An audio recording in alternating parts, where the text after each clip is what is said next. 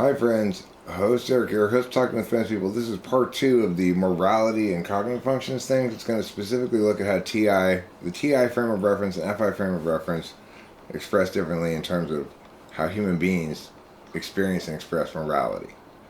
So first of all, let's remember that morally wrong is a term of art, which is to say it doesn't link to anything specific in the specific concrete in the world, and yet it has meanings that are limited. Like any word, it has definitional limits.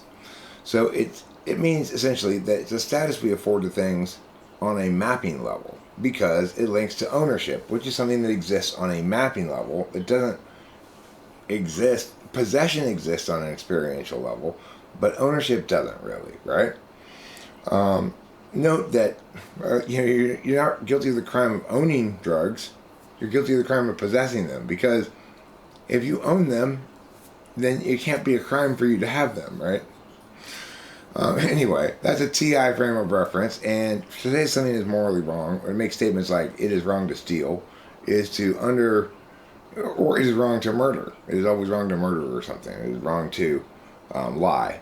That's a TI frame of reference that links to ownership. And if you haven't seen the previous video, please watch part 1 first. And this ownership concept of TI, it stems from it being the turn-based or communicative aspect of the deliberation processes that human beings possess. One of them being an interested process, one of them being a disinterested process. The disinterested process is one that links to ownership because it expects the statuses to stay the same, and it prioritizes the past or ongoing over the current and future. Arrest the poor for stealing. In other words, they've stolen is more important than the fact that they are poor or how it's going to impact them negatively, or even whether they needed to steal or not, because it's irrelevant, because the issue of ownership, the ongoing possession of a thing that you rightfully earned and came into possession of, has been violated. Number 2, morally indicated or obligatory. This concept generally, when universalized, say, everybody would agree that when I'm going through McDonald's, when I pay at the first window, it's somehow their duty of McDonald's to give me my food at the second window. That would be a positive moral obligation that's contractual, that's arrived at by my giving them money with the understanding that they're going to give me food. That's understood clearly by both sides, right? It's a fully informed, consensual, exchange between two parties, both of whom want to do the exchange. So it's perfect, right? It's a perfect kind of thing in which nobody can argue that there's an obligation for McDonald's to give me my food once I paid for it, because it's simple to point to the source of that obligation, their agreement, their express agreement by virtue of being a business selling hamburgers. So, but when it's universalized, morally indicated or obligatory links to interests, or FI. So, for example, society has some obligation to provide houses for the homeless. Would be a morally indicated, obligatory, universalized, FI interest-based calculus. And that's because it prioritizes current experiences and future experiences over past or ongoing experiences. So you might see some homeless person suffering and say, I need to change this so their future includes less negative experience. Will be what's prioritized as a moral compass, so to speak. And this also might express as, if we're sure he won't do it again, just let him go. And the fact that the victim might feel like double burned, an extra sense of injustice, might suffer more in the ongoing continuation of their memories of the experience, is of less interest to the FITE frame of reference, because it's a past or ongoing thing, and it's not a current or future thing.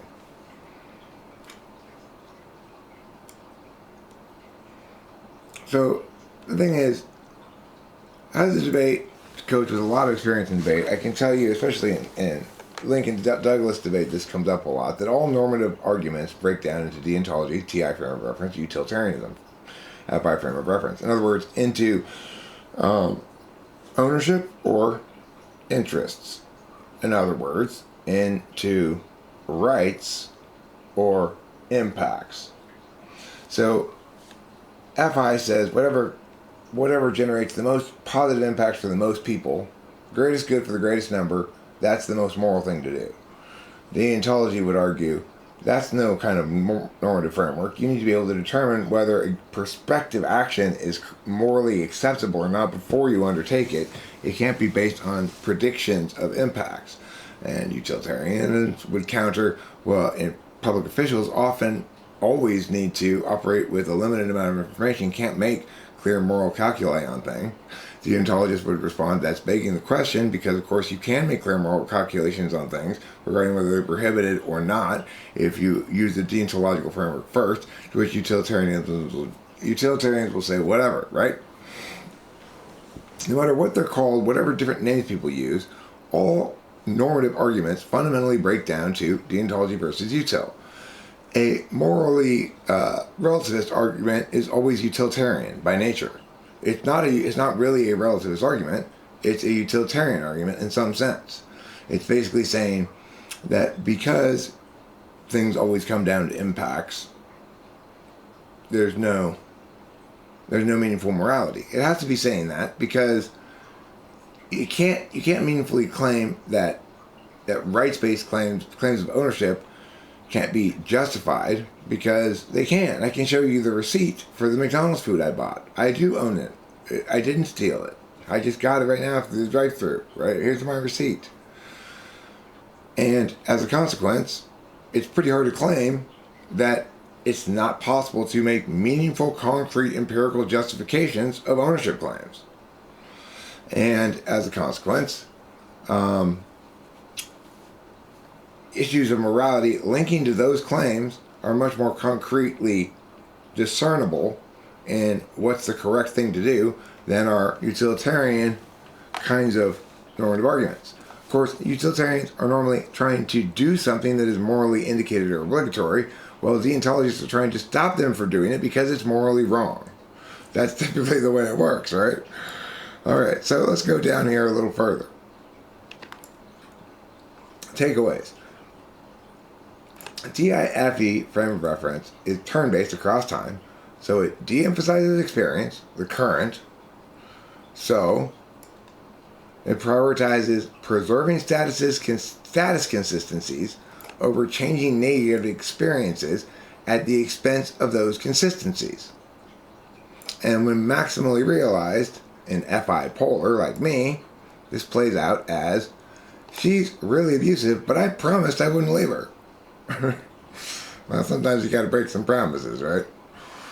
Sometimes you have to sacrifice status consistencies, what me and my actions being consistent with my words in this instance, and I have to prioritize changing the negative experience at the expense of those consistencies, because that's a context in which I should use FI, not TI. I should use an interested or utilitarian calculus, not a disinterested or rights-based or deontological calculus. Okay, now let's look at FITE.